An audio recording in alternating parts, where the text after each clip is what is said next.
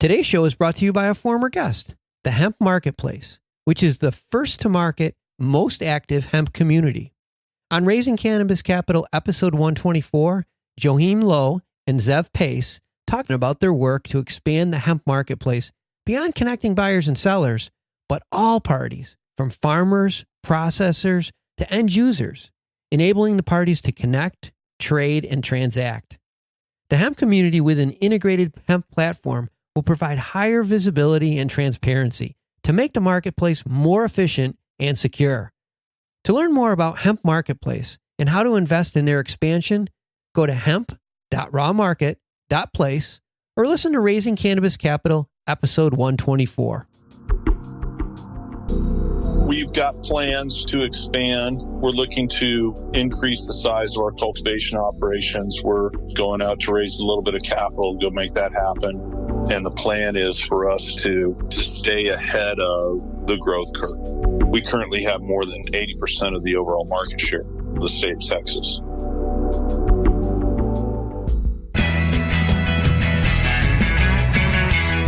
From MJBulls Media, it's the Raising Cannabis Capital Show.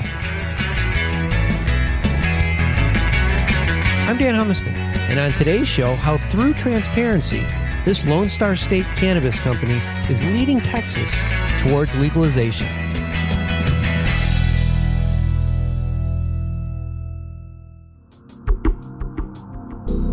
Today on Raising Cannabis Capital, we are joined by Morris Denton from Compassionate Cultivation. Morris, welcome to the show. Thank you, Dan. Good to be with you. Compassionate Cultivation is a vertically integrated cannabis company located in the state of Texas. So congratulations, Morris. You are officially our first guest from Texas. And as our first guest, you need to give us the Lone Star Cannabis Industry Report. Well, first of all, thank you for having me. And it's always good to be the first. Plowing new ground with you guys. Not just with us, but I think with the whole state of Texas. Yeah, it's been a real fascinating journey, Dan. I mean, just a quick little overview. Texas passed Senate Bill 339 back in 2015.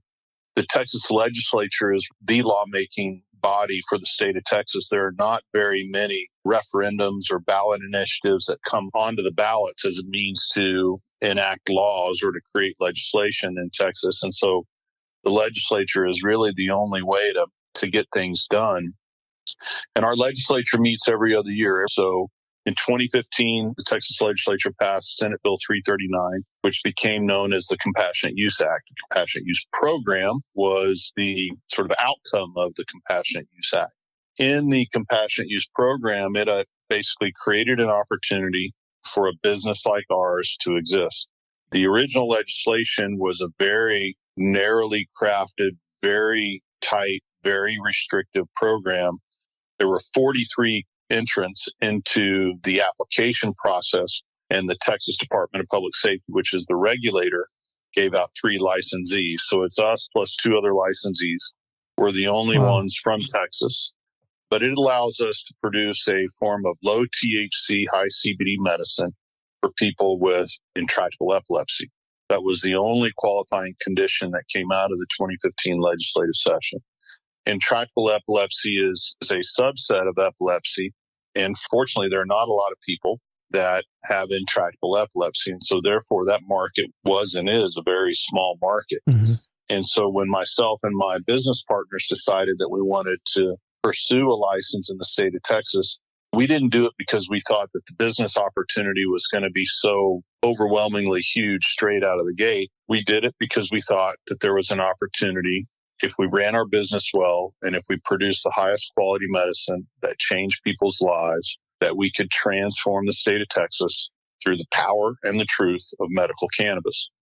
Once we got our license, we just put our heads down and we got to work. And we service the entire state of Texas. There's a really well done video on your website. Almost walks you through the door, all the way out the back door to the dispensary. And you do everything in between. In addition to growing, extracting, packaging, you have a testing lab there.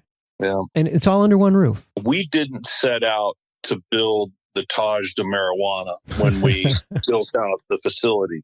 But we knew that the only way that the state of Texas would allow expansion to occur we had to be the beacon for the state of Texas. When you have a legislature like ours, which is in a very conservative state with a conservative governor, with a very conservative lieutenant governor, you're not going to change people's opinions just by telling them things. You have to show them. And so we show people every single day how we produce the medicine and what that means for our patients.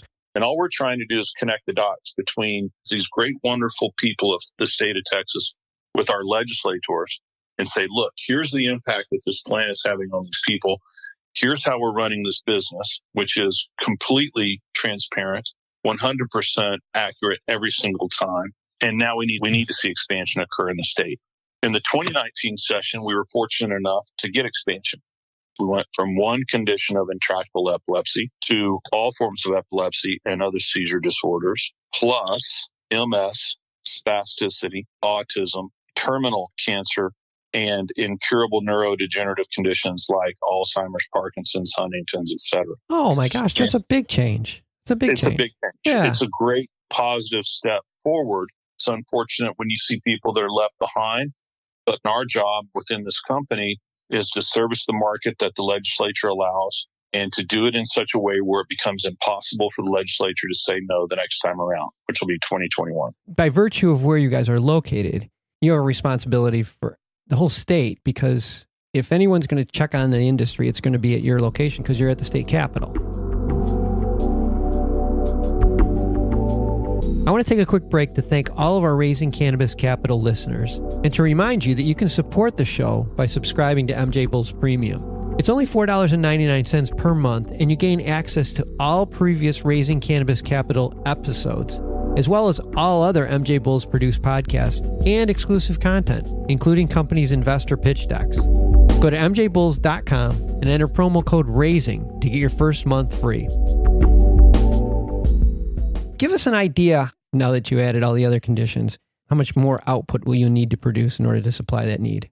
It's a factor of 10 to 20x. Oh my gosh. Okay, so that means that you have to do some major expansion. Yeah, we've got plans to expand. We're looking to increase the size of our cultivation operations. We're going out to raise a little bit of capital to go make that happen.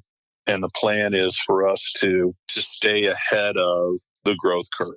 We currently have more than 80% of the overall market share of the state of Texas. Oh my gosh. And so, second largest state in the country, you have 80% market share. Yeah, you got to understand that that's of the small market that exists, right? But we took it very seriously from day one because we're the only Texas-based licensees. I mean, it is our duty, it is our responsibility to represent the state of Texas. We view this as responsibility that we have to service our neighbors and to represent the state in a manner that makes them extremely proud. And so we've leaned into the market as opposed to sitting back and watch the market. We believe that as leaders, we have an ability to pace the market, to define the market, to create the market, and ultimately to continue to lead that market. I mean, I think everyone would applaud your effort. And from a national standpoint, we need people like you to push this, because if we could make a difference in Texas, that'll bring us one step closer to making a difference in the entire country. So while your efforts may seem local, I think they're going to have national implications. Jumping forward, you mentioned that you are raising some money. Are there opportunities for investors to participate in your growth? There sure are. We've retained Viridian Capital Advisors, which is a New York-based investment banker, to assist us in the round. Anyone that's interested in learning more about that can contact Viridian Capital Advisors, and Scott Greiper and his team will be happy to send out our non-disclosure agreement, and then we'll go from there. And I'll have all your contact information and all of Scott's and Viridian's information on the website. And man, Morris, this is exciting stuff. I give you a lot of credit for everything you've done so far, and I give you encouragement to keep it going because, like I said, you're making a difference in people's lives and you're making a difference in the entire industry. So thank you for everything that you've done. We appreciate that, Dan. We appreciate your time and your interest. And I think that it's really important for people to understand that Texas is coming. We may be a little bit behind right now, but once this state makes a decision that it wants to participate in an industry, it doesn't take long for that state to become a leader in that industry. Don't go to sleep on Texas. Yeah, I don't think anyone could ever go to sleep on Texas, but thanks again for being yeah, maybe the Cowboys. Well, have a great vacation, and I look forward to hearing more about this. Right on. Thanks, Dan. Appreciate you. Good luck. Thanks for listening to Raising Cannabis Capital. To learn more about today's guest or to become a guest, visit our website at MJBulls.com. Today's show was produced by MJBulls Media, with original music produced in part by Jamie Humiston. I'm Dan Humiston, and you've been listening to the Raising Cannabis Capital podcast.